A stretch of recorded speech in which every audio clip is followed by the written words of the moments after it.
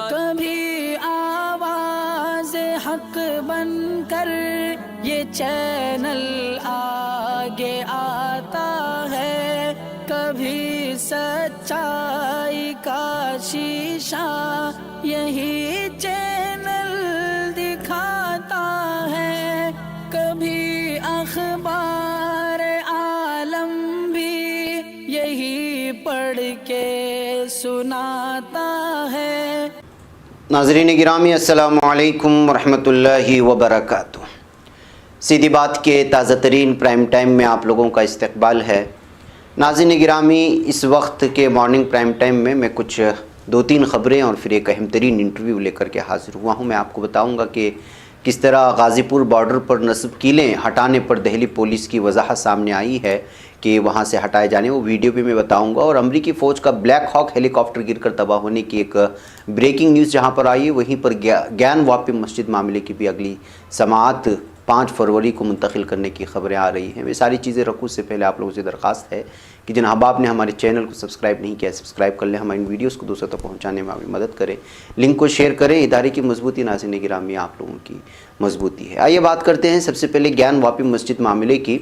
گیان واپی مسجد معاملے میں الہ آباد ہائی کورٹ نے کاشی وشویشور ناتھ مندر جو تنازع چل رہا ہے اس پر دائر کی گئی سماعت کو کل یعنی 5 فروری کو سماعت کے لیے ملتوی کر دیا ہے، اور انجمن انتظامیہ مسجد وارانسی کی جانب سے داخل عرضی کی سنوائی جج پرکاش پانڈیا کر رہے ہیں۔ مندر کی جانب سے دلیل دی گئی ہے کہ گیان واپی واقع وشویشور ناتھ مندر کو توڑ کر مسجد کی شکل دی گئی ہے اور تاحال تہخانے سمیت اطراف کی زمین پر قانونی قبضہ ہندوؤں کا ہی ہے۔ مسجد کے پیچھے شرنگار گوری کی پوجا ہوتی ہے، کتھا بھی منعقد ہوتی ہے، نندی بھی مسجد کی طرف منہ کر کے براجمان ہے۔ تہخانے کی گیٹ پر ہندوؤں انتظامیہ کا تالا لگا ہے جو کہ دونوں ہی جانب سے کھولا جاتا ہے۔ مسجد کے پیچھے مندر کا ڈھانچہ صاف نظر آتا ہے۔ بہرکیف یہ وہی دلائل وغیرہ دیے جا رہے ہیں جس طرح کے دلائل جو ہے وہاں پر بابری مسجد کے موقع پر دیے گئے تھے، اور اس کے بعد جو کچھ ہوا وہ ساری چیزیں آپ کے سامنے ہے۔ البتہ یہ واضح اور صاف ہے کہ جو ہے جیسے ہی بابری مسجد کا فیصلہ یہاں کی اکثریت کی جو ہے اس میں آیا تو اس وقت کے بعد سے جو ہے لگاتار ان لوگوں کی جو ہے ہمتیں بڑھتی جا رہی ہیں، اور لگاتار اس وقت تاریخی مساجد کو نشانہ بنانے کی کوشش کر رہے ہیں، اور قانون اور عدالت کے نام پر جو ہے پوری طرح سے قبضہ کرنے کی کوششیں ہو رہی ہیں۔ اس طرح کے الگ الگ تبصرے سوشل میڈیا میں لکھے ہوئے آپ کو نظر آئیں گے۔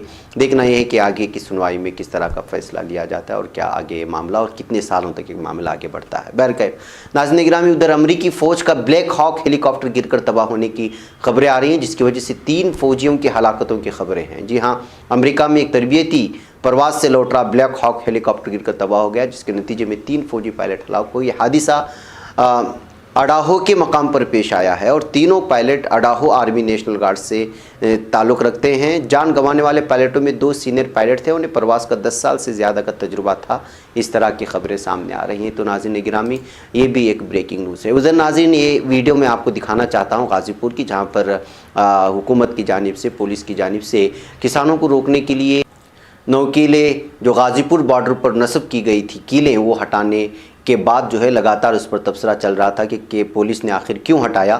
تو اس درمیان میں پولیس نے وضاحت دی ہے اور وہ یہ کہہ رہے ہیں کہ دہلی پولیس کی طرف سے کہا گیا کہ غازی پور بارڈر پر کیلیں ہٹانے کی تصاویر اور ویڈیو جو شیئر کی جا رہی ہے ان کیلوں کی صرف جگہ کو تبدیل کیا گیا ہے۔ غازی پور بارڈر پر تمام بندوبست غیر تبدیل رہے گا، یعنی کہ وہاں پر کسی بھی طرح سے کسی کو داخل ہونے کی اجازت نہیں دی جائے گی، اور صرف جو ہے یہ ہٹانے کا دوسری جانب اس کو منتقل کرنے کے لیے ہٹائی جا رہی ہیں۔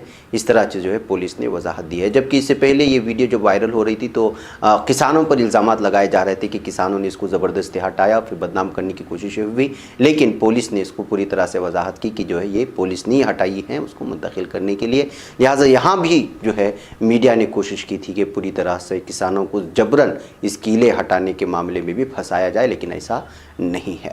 بہرکیف ناظرین گرامی، کچھ اہم ترین اور خبریں نہیں ہیں جس پر خاص تبصرہ کیا جائے۔ میں شام میں خبروں کے تبصرہ پیش کروں گا۔ اب ایک انٹرویو آپ لوگوں کے سامنے رکھنا چاہتا ہوں ڈاکٹر سید محمد صادق الحسینی، اسی کے ساتھ ان کا میں نے تعارف بھی پیش کر دیا ہے، آپ اس کو دیکھیں اور مجھے اجازت دیں۔ السلام علیکم ورحمۃ اللہ وبرکاتہ۔ ناظرین گرامی، السلام علیکم ورحمۃ اللہ وبرکاتہ۔ سیدھی بات کے ہمارے روبرو پروگرام میں آپ لوگوں کا استقبال ہے۔ ناظرین گرامی، آج ایک بہت ہی اہم ترین شخصیت کے ساتھ میں آپ لوگوں کے سامنے حاضر ہوا ہوں۔ ان سے میں آج مختلف موضوعات پر گفتگو کروں گا۔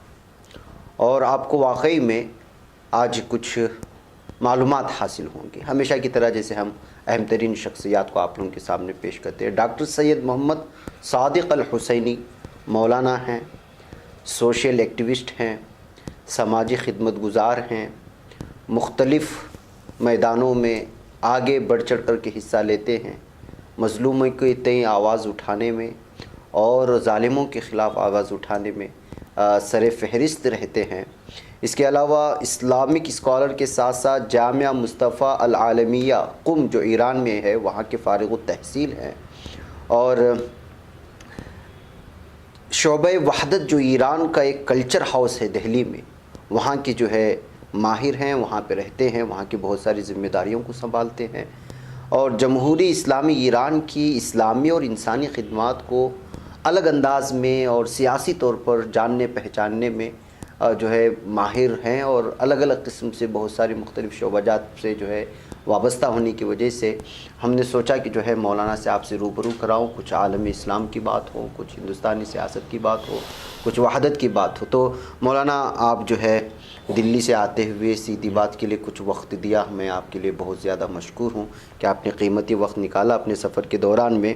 میں کچھ بھی آگے بڑھے بغیر، تمہید باندھے بغیر ایک ڈائریکٹلی سوال آپ سے کرنا چاہتا ہوں کہ اس وقت ہندوستان میں جو سیاست چل رہی ہے اور ہندوستان کے تعلقات ایران سے بہتر ہیں، آپ کا آنا جانا ہوتا ہے بہت ساری، اس حالات میں ایران کی اسلامی اور انسانی خدمات کو آپ کس انداز میں دیکھنا چاہتے ہیں اور کس انداز میں دیکھتے ہیں آپ؟ اعوذ باللہ من الشیطان اللعین الرجیم، بسم اللہ الرحمن الرحیم، الحمدللہ رب العالمین، باری الخلائق اجمعین، باعث الانبیاء والمرسلین، ثم الصلاة والسلام علی سیدنا و نبینا و حبیب الہ العالم مولانا بالقاسم محمد وعلی اہل بیتہ و صحبہ المنتجبین، اما بعد فقد قال اللہ تبارک و تعالی فی محکم کتابہ الحکیم و قولہ الحق، بسم اللہ الرحمن الرحیم، اطیعوا اللہ و رسولہ ولا تنازعوا فتفشلوا وتذہب ریحکم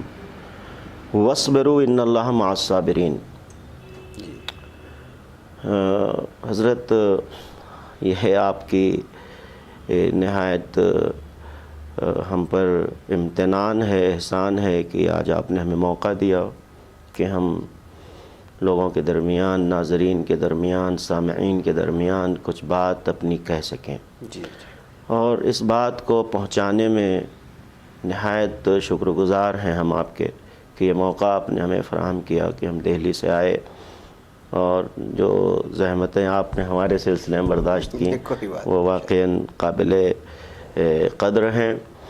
میں عرض کرنا چاہوں گا کہ آج جو ہمارے ہندوستان میں ہم رہتے ہیں، جس ملک سے ہمارا تعلق ہے، دلی تعلق، جسمی تعلق، روحی تعلق، آج اس سے نہیں صدیوں سے ہمارا تعلق ہے اس سرزمین سے، اور اسی کے ضمن میں ساری انسانیت کے لیے یہ جو آیت میں نے آپ کی خدمت میں پیش کی، یہ سب کے لیے ہے، اللہ کی اطاعت اور رسول کی اطاعت۔ یہ اللہ جو ہے وہ سب کا اللہ ہے، صرف ہم مسلمانوں کا اللہ نہیں ہے، جسے دوسری قومیں ایشور اور گاڈ کے نام سے پہچانتی ہیں، کوئی اسے یہوہ کے نام سے پہچانتا ہے۔ ہر کمیونٹی کسی نہ کسی نام سے اس اللہ کو پہچان رہی ہے، اور وہ اللہ رب العزت کہہ رہا ہے ہماری اطاعت کرو اور ہمارے نبی، ہمارے بھیجے ہوئے کی، ہمارے فرستادہ کی۔ اب وہ فرستادہ پروردگار شروع سے آدم علیہ السلام سے لے کر کے وہ سلسلہ حضرت عیسیٰ و موسیٰ و عیسیٰ سے آتے ہوئے رسالت مآب پر بالخصوص یہ آیت رسول اللہ پر مصداق اتم اس کا رسالت مآب ہے، اطیعوا اللہ و رسولہ، رسول کی اطاعت اور اللہ کی اطاعت۔ اگر یہ اطاعت کر لی جائے تو پھر جو اگلا حکم ہے نزاع مت کرنا، ولا تنازعوا، اگر آپس میں تم نے ٹکراؤ پیدا کیا، اب وہ ٹکراؤ انسانیت کسی کے ساتھ بھی پیدا کرے، کمیونٹیز پیدا کریں، ایک دھرم کے ماننے والے دوسرے دھرم کے ساتھ پیدا کریں، تو یہ حکم کلی ہے، عام ہے، فَتَذْهَبَ وَتَفْشَلَ رِيحَكُمْ، فتفشلوا وتذهب ريحكم، تمہاری ہوا اکھڑ جائے گی۔ اب وہ چاہے مسلمان آپس میں اختلاف کریں، نزاع کریں اور اللہ اور رسول کی بات نہ مانیں تو مسلمانوں کی ہوا اکھڑ جائے گی، اور اگر کلی طور پر فرستادہ الہی اللہ کے بھیجے ہوئے نبیوں کی بات بندے نہ مانیں اور ایشور اور پرماتما اور گاڈ کی بات اگر ہم نہ مانیں تو قطعاً پوری انسانیت کی ہوا اکھڑ جائے گی۔ اور اس ہوا کو اکھاڑنے میں یہ مہاراجہ ٹرمپ نے کچھ چھوڑا نہیں تھا، یہ پوری انسانیت کی ہوا انہوں نے اکھاڑ کر کے رکھ دی تھی۔ البتہ آج وہ اپنے کیفر کردار تک پہنچ گئے الحمدللہ۔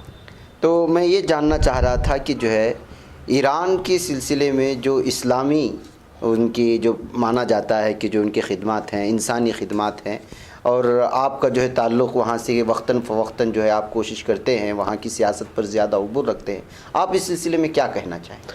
بہرحال میں عرض کروں گا کہ ہم ایک سیاسی نہ بلکہ سماجی خدمت گزار ہیں، سمجھتے ہیں، فہم ہے، نظر دنیا کے بگڑتے اور بنتے معاملات نظر کے سامنے رہتے ہیں، ایک حساس ذہن اللہ تعالیٰ نے دیا ہے، لیکن اس سے ہٹ کر کے جب ہم سماجی طور پر دیکھیں، یہ جو آپ نے ایران کے سلسلے میں عرض کیا کہ ایران کی خدمات انسانی شعبہ حیات میں ہو یا مثلاً اسلامی ممالک اور مسلمانوں کے درمیان میں ہو، چونکہ میں نے آئے کریمہ کا انتخاب ایسا کیا ہے جو پوری انسانیت کو برحذر کرتی ہے کہ آپس میں اختلاف مت کرنا، اگر تم اللہ اور اس کے رسول کے ماننے والے ہو تو خبردار یہ کام مت کرنا۔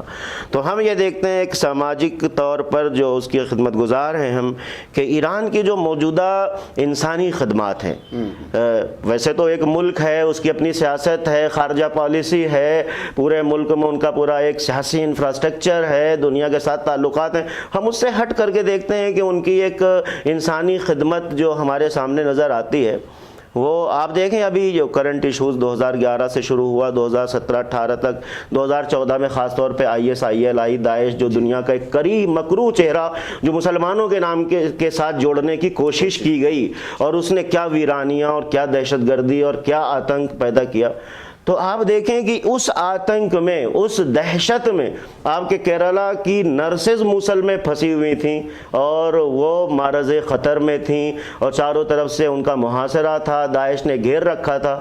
ان نرسز کو سلامتی کے ساتھ، نرسز کا تعلق اسلام سے نہیں تھا، انسانیت سے تھا، ہندوستان کی تھیں، وہ آپ کے پڑوس کے اسٹیٹ کیرلا سے کی رہنے والی تھیں، وہاں پر اس وقت جو آپریشن اینٹی داعش چھیڑ رکھا تھا وہ جنرل قاسم سلیمانی، جن کو ٹرمپ نے شہید کیا، اور اتنی بڑی شخصیت، عبقری شخصیت، اتنا بہادر انسان جس نے انسانیت کے لیے خدمات انجام دی، اس نے صحیح سلامتی سے ان نرسز کو پہنچایا کیرلا تک۔ ایک نمونہ آپ کے سامنے۔ پھر اسی عراق میں اور شام میں، عراق میں کتنے ایسے علاقے ہیں، تل عفر ہے وہاں پر، اور بھی شہر ہیں جہاں پہ ایزدی گروہ کے لوگ رہتے ہیں، ایزدی جنہیں عام طور پر ایک مغالطہ ہوا تلفظ میں یزیدی کہا گیا، ایسا نہیں تھا، وہ ایزدی تھے۔ ایزد یعنی اللہ کا نام کہلاتا ہے، ایزد تو اس کے یعنی ایک قوم ہے، ایک سماج ہے، ایک نان مسلم ہے وہ، ان لوگوں کو ان کی نامامیز کو تحفظ فراہم کیا۔ یہ ایک انسانی خدمت آپ دیکھیں۔ اس کے علاوہ آپ مختلف پیمانے پر دیکھیں، ایران کے سوائے کچھ مستکبر طاقتوں کے علاوہ سب کے ساتھ تعلقات عام ہیں، سب کے ساتھ نارمل ہے۔ ہندوستان ہمارا ملک ہے، یہاں سیکولر حکومت ہے، ان کے تعلقات ہندوستان سے بہتر ہیں، ان کے روابط تو صرف ایک اسرائیل اور امریکہ، وہ بھی امریکہ کی ہٹ دھرمیاں اور اسرائیل کی جارحانہ پالیسیز کی بنا پر، جو انہوں نے غصب کر رکھا، ایک ملک کو انہوں نے قبضہ کیا، آج دنیا یہ سمجھ رہی ہے کہ اس کو فراموش کر دیا جائے، یعنی ایک پورا علاقہ کیپچر کر لیا، ایک ملک پر ظلم اور تشدد کے 70 سالہ ایک پورا اتہاس اور تاریخ ہے ظلم و تشدد کا، دنیا یہ سوچے کہ اس کو بھلا دیا جائے۔ ایران نے یہ کیا ہے کہ اس موضوع کو بھولانے نہیں دیا، ابھی تک مدعا فلسطین کا زندہ رکھا ہے، یہ بھی ایک انسانی خدمت میں ایران کے شمار کیا جائے گا، میں سمجھتا ہوں۔ اور ابھی بھی بہت کچھ ممالک کے ساتھ مل کر کی بھی انہوں نے کوشش کر رہے ہیں کہ جو ہے تمام عالم اسلام میں ایک وحدت کا نظام قائم ہو، اور اس کے لیے الگ الگ تنظیمیں بھی بنائی جا رہی ہیں کہ جو ہے ممالک کو جوڑیں، اس پر آپ کی کیا معلومات ہیں؟ جی ہاں، اتحاد کے سلسلے میں آپ دیکھیں جو یہ تو ایک شعبہ انسانی تھا جہاں ایران نے اور اس کی خارجہ پالیسی نے وہاں کی داخلہ پالیسی میں شامل ہے کہ ہر طرح سے انسانی خدمت انجام دی جائے، اسی طریقے سے انہوں نے اسلامی خدمات پر بھی کافی زور دیا، اور اس وحدت کے لیے آپ دیکھیں بانی انقلاب اسلامی حضرت امام خمینی رحمۃ اللہ علیہ، جن کا نعرہ ہی یہی تھا لا شرقیہ ولا غربیہ، اتحدوا اتحدوا یا ایھا المسلمون۔ اچھا، یہ اتنا بڑا نعرہ جو پوری دنیا اس آواز کو پوری دنیا نے متوجہ ہے اس آواز سے اور اس سے آشنا ہے دنیا، اور اس پر انہوں نے اس پر جو کام کیا وہ قابل فراموش نہیں ہے۔ اسی طرح ان کے خلف صالح جانشین امام خامنائی جو موجود ہیں، رہبر اعلیٰ ہیں ایران کے، ان کے کلام میں، ان کی زندگی میں وحدت کے سارے نمونے، مسلمانوں کے درمیان میں وحدت کو مضبوط کرنے کے لیے آپ دیکھیں، آپ ہندوستان سے مختلف لوگ جاتے ہیں، 34 سال سے وہ اتحاد پہ کانفرنس وہاں پہ ہوتی ہے جس میں کم سے کم 250 300 400 بزرگ علماء اکابرین امت وہاں پہ جمع ہوتے ہیں، اور پھر کم سے کم ہزاروں کی تعداد میں اور مہمان غیر ایرانی وہاں پہ حاضر ہوتے ہیں۔ اس وحدت کو اور مضبوط کرنے کے لیے امام خامنائی کا وہ مشہور فتویٰ، اسے کون بھلا سکتا ہے، جو آپ نے ارشاد فرمایا کہ اہل سنت کے مقدسات کی توہین کرنا حرام ہے۔ آیت اللہ خامنائی کی تقلید ہوتی ہے دنیا میں، مفتی ہیں وہ، مذہب امامیہ میں آپ کو معلوم ہے کہ ایک زندہ مجتہد کی تقلید ہمیشہ ہر زمانے میں واجب ہے، یعنی ایک مفتی کی تقلید آپ پر واجب ہے کہ تمام امور زندگی جو آپ کے فرعی امور ہیں، عبادات وغیرہ، اس میں ایک زندہ مجتہد کی تقلید لازم ہے، تو مجتہد کی اطاعت ہمارے لیے لازم و واجب ہے۔ اب اگر کوئی مسلک کا، امامیہ مسلک کا توہین کرتا ہوا نظر آئے تو، اور وہ گالیاں اور وہ چیزیں جو سب و ستم میں آتی ہیں، اگر یہ کوئی کرتا نظر آئے تو وہ قطعاً مذہب کی نمائندگی نہیں کر رہا ہے، امامیہ ویسے مذہب کا نمائندہ نہیں ہے وہ کسی بھی صورت میں، وہ دعوے دار چاہے جتنا ہو۔ اسی لیے آپ بہت اچھا ایک جملہ فرماتے ہیں کہ اگر شیعوں میں کوئی امت میں اختلاف پیدا کرتا نظر آئے اور وہ ایک دوسرے پہ یعنی برائی بھلائی اور دشمن کے اہداف کو پورا کرتا نظر آئے تو سمجھ لو یہ MI6 اور انگلینڈ کا شیعہ ہے۔ اچھا، اور اسی طرح الٹا ادھر بھی کہتے ہیں، جامع اہل سنت کے لیے بھی کہتے ہیں، اگر کوئی تکفیر کرتا نظر آئے اور عالم اسلام کو توڑنا چاہے تو پھر وہ امریکہ کا سنی ہے۔ یہ ایک بڑا مشہور جملہ ہے ان کا۔ تو حضرت یہ تو فتویٰ ان کا، پھر ہمارے آیت اللہ العظمہ عراق میں آیت اللہ سید علی سستانی حفظہ اللہ، ان کا جملہ کہ اہل سنت کو بھائی مت کو بلکہ ہماری جان ہے وہ، جسے مرحوم قلب صادق صاحب اللہ مقامہ نے بارہا اس جملے کو لوگوں تک پہنچانے کی کوشش کی۔ یہ سلسلہ اتحاد بین المسالک اور مسلمین کے لیے جو ہے مسلسل ہم دیکھ رہے ہیں چلتا رہا ہے، اور ایران میں آیت اللہ العظمہ مرحوم برجردی ہوا کرتے تھے، انہوں نے جامع الازہر کے مصر کے مفتی کے ساتھ، شیخ شلتوت کے ساتھ رابطہ کتنا قوی رکھا، اور اس کا نتیجہ جو سامنے آیا وہ یہ آیا کہ مذاہب خمسہ کی تقلید اور اس کو فالو کرنا، فتویٰ دیا مصر جامع الازہر سے نکلا کہ مذہب امامیہ جس طریقے سے 4 مذہب کے ماننے والے کسی بھی فقہ پر عمل کریں، امام اعظم ابو حنیفہ، امام شافعی، امام مالک، امام احمد بن حنبل، کسی پر بھی عمل کریں وہ مجزی ہے۔ اسی طرح آپ نے فرمایا کوئی امامیہ مسلک پر بھی اگر فقہ امام جعفر صادق پر بھی عمل کرے تو اس کی عبادات کے لیے وہ عمل مجزی ہے، کفایت کرے گا اور وہ ناجی ہے۔ یہ فتویٰ بہت بڑا عالم اسلام کا۔ اچھا، پھر اللہ مقامو ہمارے گزرے ہیں محسن الحکیم اللہ مقامو، شاہ فیصل نے انہیں سعودی عرب سن 70 کی دہائی میں 1970 میں انہیں دعوت دی مکہ مکرمہ حج کی، وہ حج کرنے گئے۔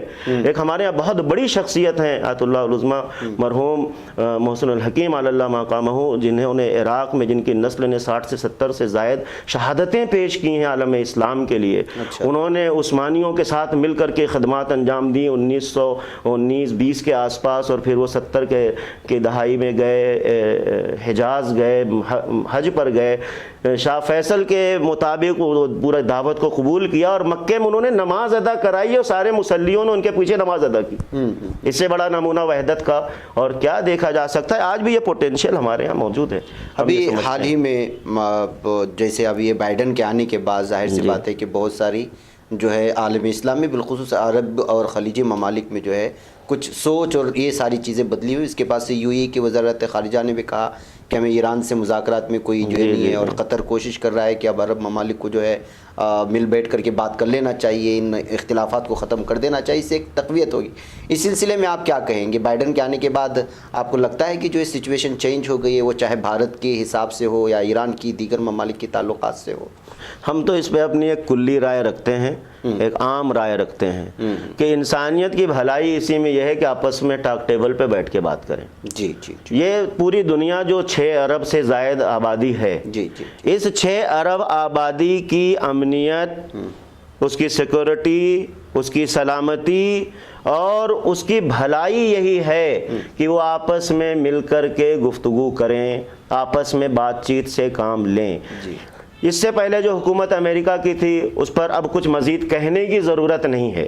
وہ ایک تاریخ کا حصہ تھا, اتہاس تھا, وہ ختم ہو چکا ہے. آگے بڑھنا ہے ہمیں. ہمارے ہندوستان کی پالیسی, حکومت نظام ہمارا سیکولر ہے, حکومتیں آتی جاتی رہتی ہیں. کسی نے شدت اختیار کی, اس شدت کا نتیجہ آپ دیکھ رہے ہیں ٹرمپ کے ساتھ کیا ہوا. وہ شدت کہاں انہیں لے کے گئی.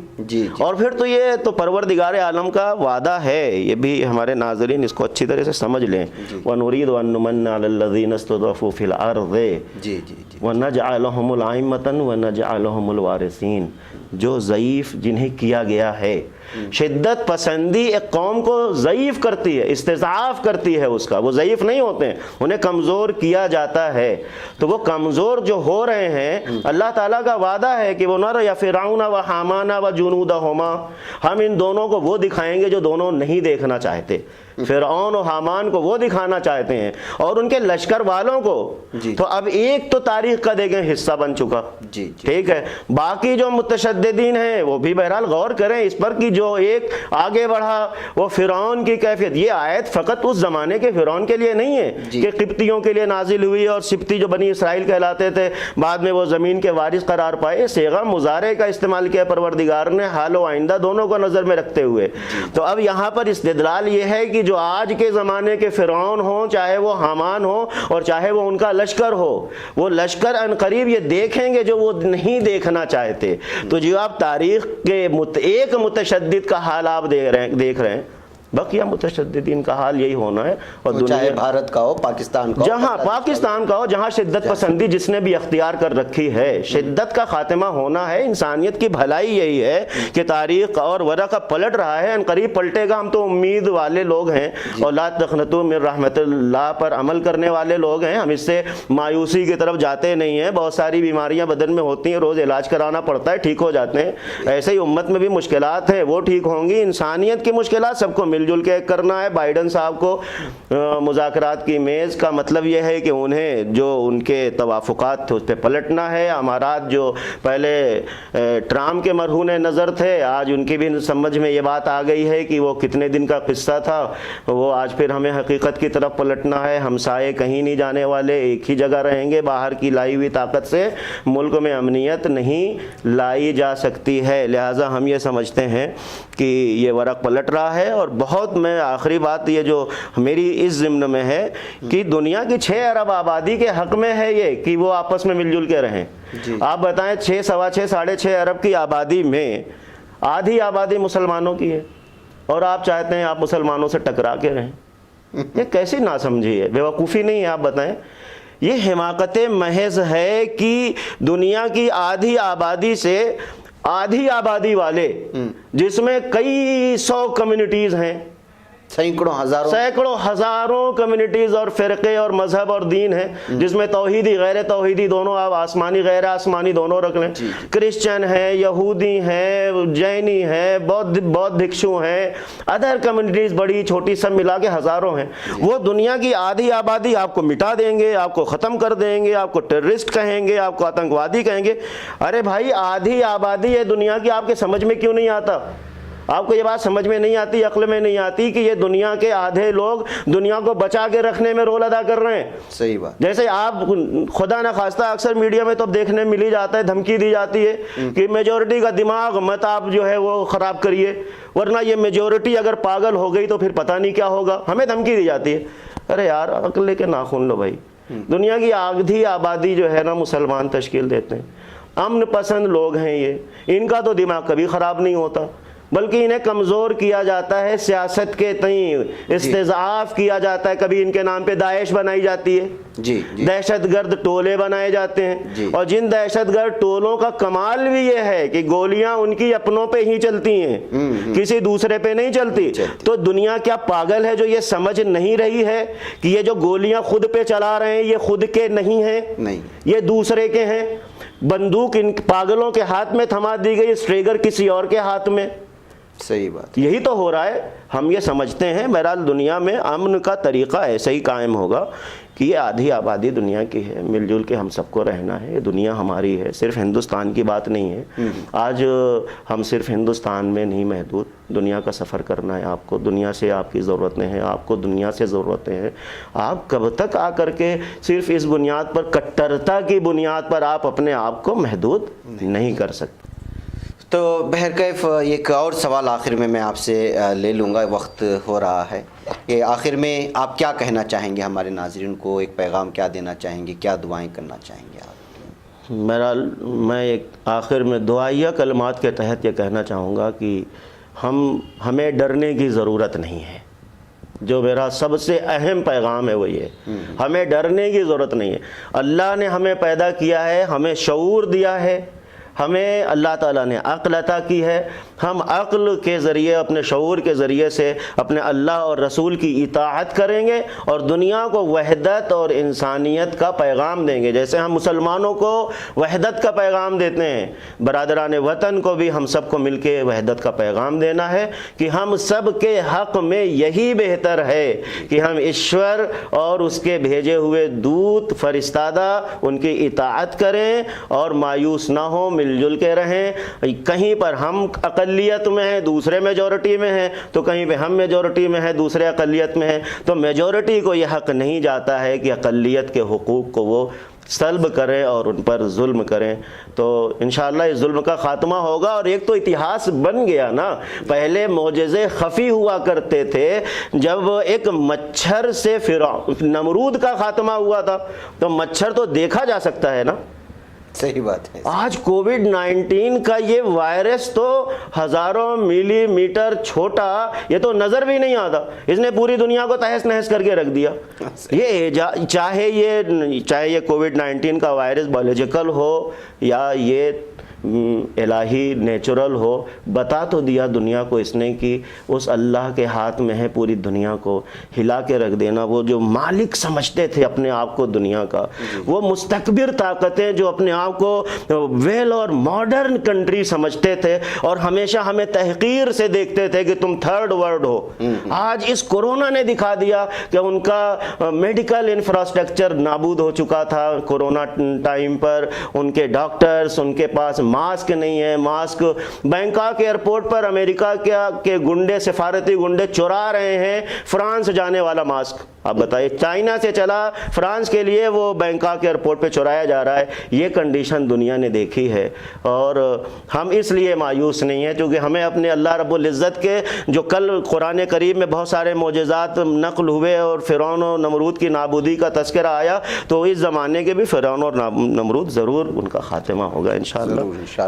تو ناظرین گرامی, یہ تھے ہمارے ڈاکٹر سید محمد صادق الحسینی صاحب.